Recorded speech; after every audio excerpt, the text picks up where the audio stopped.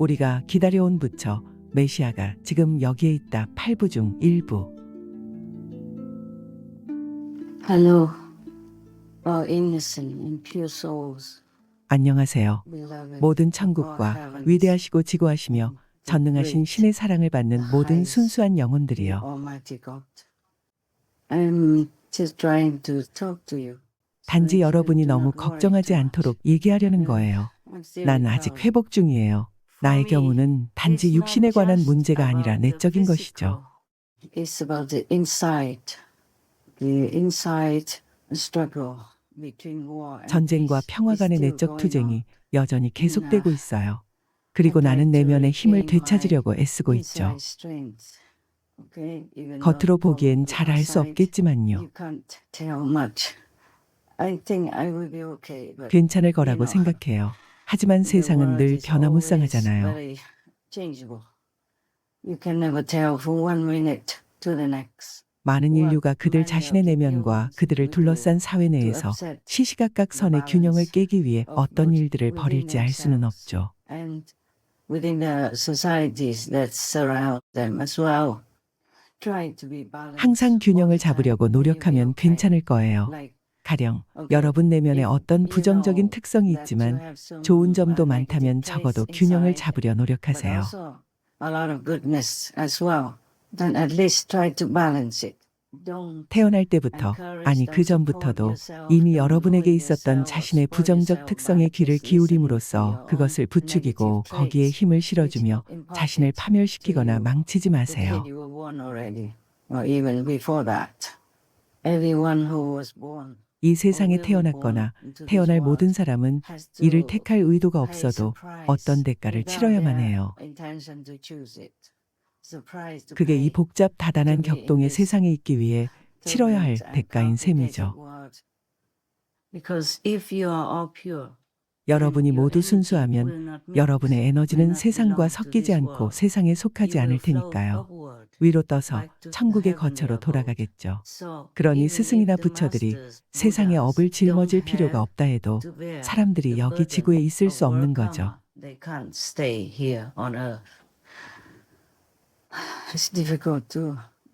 설명하기가 어려워요. 간단한 예를 들어볼게요. 이게 적당하겠네요. 이를테면 여러분이 직장을 구하러 가서 급여도 괜찮고 마음에 드는 좋은 직장을 얻었다고 해봐요. 하지만 때로는 몸이 감당할 수 없을 정도로 힘들고 자신에게 기대하는 일을 해내느라 애쓰다 보면 마음이 너무 괴로울 때도 있는데 그럼에도 불구하고 8시간, 10시간 혹은 그 이상 일에 매달려야 하죠.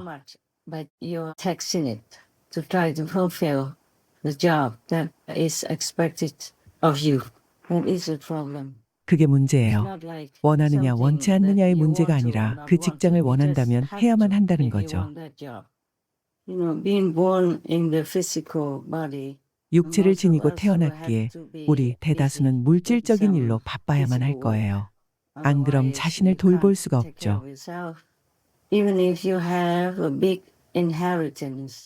설사 부모나 친척한테서 큰 유산을 물려받았더라도 그걸 잘 유지해서 평생 먹고 살기에 충분하게 하려면 여전히 일을 해야 하죠. 직업이 없는 것도 힘든 일이에요. 왜냐하면 인생에서 흥미를 가질 만한 일이 없다면 마음이 때때로 혼란스러워지거나 안팎이 악하고 부정적인 경향에 영향을 받을 수 있으니까요.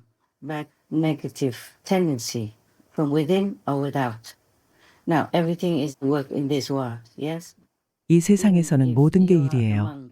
승려라 하더라도 절에서 일해야 하고 신도들의 요구와 기대에 부응할 수 있는 충분한 지식과 합당한 자격을 갖추고 있는지도 살펴야 하죠.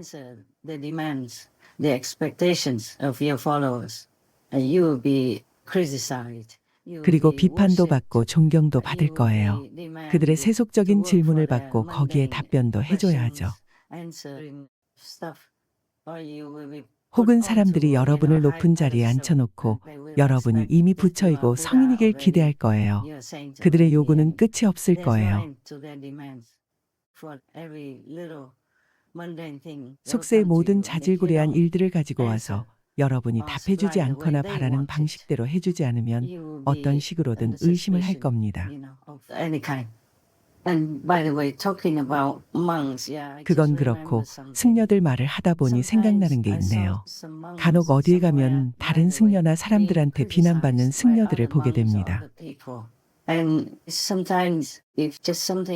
그리고 때로 그저 그들이 말한 것들이 옳지 않고 불경과 일치하는 게 아니라고 여겨지면 그들은 비난받거나 괴롭힘을 당하거나 파문되거나 쫓겨나는 등 온갖 일들을 당하죠. 승려조차도 그래요. 그러니 이참에 말할게요. 승려들에게 안 좋은 일을 하지 마세요. 물론 나쁜 승려들도 있죠. 하지만 그 사람에 대해 잘 알지 못한다면 그 사람의 평판이나 영적인 노력을 깎아내릴 만한 말을 하지 마세요. 그 어떤 승려도 비난하지 마세요. 그들이 실직하지 않고 자신의 역량에 따라 할 수 있는 걸 하게 하세요. 특히 그들이 비건식을 하거나 적어도 채식을 한다면요. 다른 종교, 다른 교단의 사제나 수녀, 승려라 해도 마찬가지예요. 업의 작용을 잘 모르고 우리 행성이 언제라도 파괴될 수 있는 지금 이 시기에 안 좋은 상황이 어떻게 작용하는지 알지 못한다면 적어도 대승불교 승려들의 상황을 더 악화시키진 마세요. 난 소승에 대해선 잘 몰라요. 그들 대부분이 언제든 어떤 종류이든 동물 주민 고기를 먹는다는 것만 알죠. 아마 하루에 한 끼나 두어 끼를 먹을 텐데 그들은 온갖 동물 주민 고기를 먹어요. 부처님께서는 동물 주민의 고기를 먹는 사람은 당신의 제자가 아니며 당신도 그들의 스승이 아니라고 하셨어요.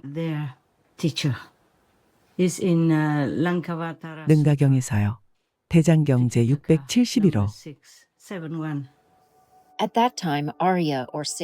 그때 아리아 현자 마하마티 대지의 보살 마하살이 부처님께 말하길, 세존이시여, 저는 온 세상에서 생사의 틀에서 방황하고 증오에 얽히며 사도에 빠지는 이 모든 것이 육식과 살생의 고리 때문임을 봤습니다.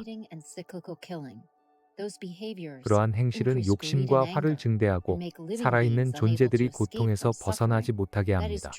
정말 고통이 아닐 수 없습니다. 마하마티야, 내 말을 듣고 내 제자들 중 누구든 이를 고려하지 않고 여전히 고기를 먹는다면 그는 살인자의 계열이라는 것을 알아야 한다. 그는 내 제자가 아니고 나도 그의 스승이 아니다.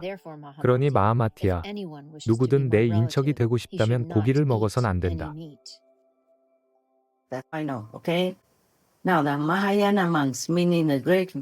그게 내가 아는 것이죠. 그래서 대승승려들, 대승불교 승려들은 비건식을 하거나 적어도 채식을 해요. 그러니까 어쩌다 한번 우유를 마실 수는 있죠. 그들이 뭘 먹는진 잘 몰라도 그들은 채식을 받아들입니다.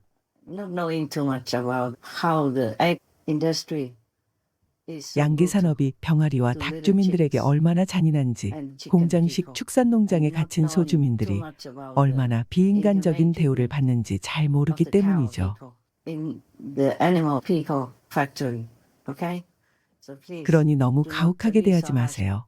적어도 그들은 자신이 아는 것과 최고라고 생각하는 것에 최선을 다해요.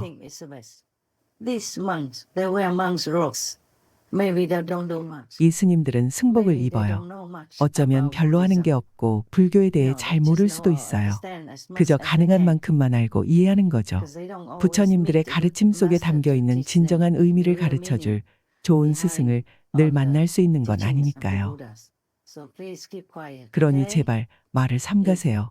그들을 믿지 못하거나 존경하지 않는다 해도 적어도 그들을 모욕하거나 그들의 삶을 힘들게 하는 일은 삼가세요. 승복을 입었으니까요. 승복은 자비심과 부처님의 가르침을 상징하죠. 최소한 그런 식으로 표현하는 거예요. 아마도 그렇게 일부 신도들 내면에 있는 종자를 다시 깨우고 부처의 자비심을 다시 불러일으킬 겁니다.